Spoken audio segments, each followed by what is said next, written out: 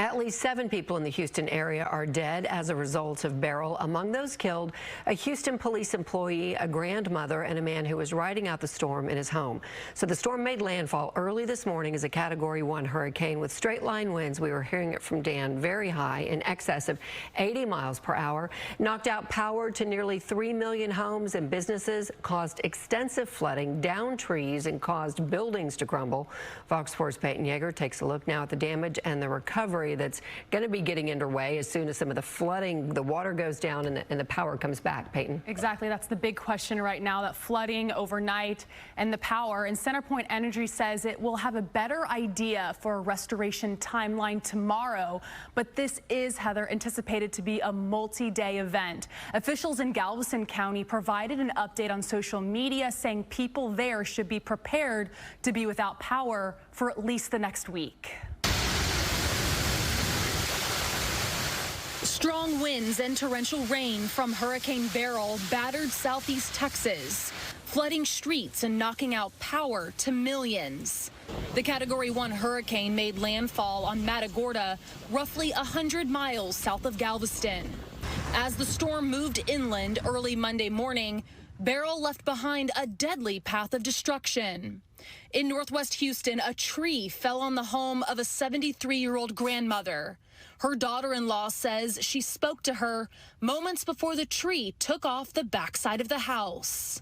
Then I asked her, did you hear all the winds? And she said, yeah. And she went to the restroom, but I guess she went back to sleep, and that's when it happened. I went downstairs, and then we heard the noise, the crack, and it happened like super fast.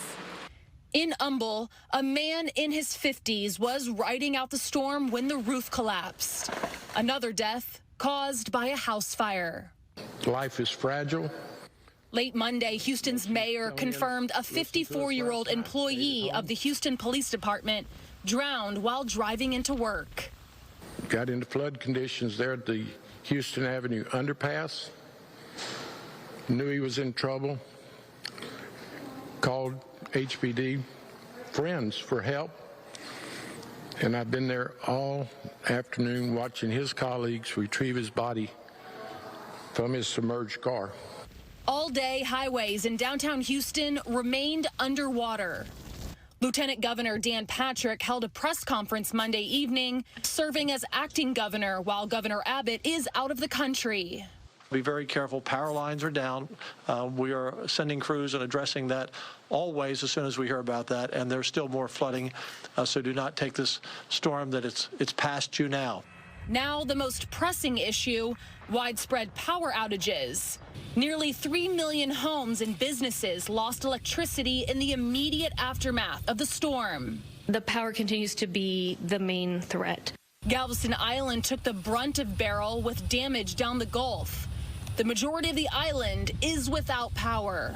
Just a lot of down lines, a lot of older people, and all they want to know is when we're going to get electric, when we can leave, and when their water will be back on. It looks like they're telling him to make a move here. Tense moments on live television when a man was rescued by Houston Fire after his truck was caught in high waters.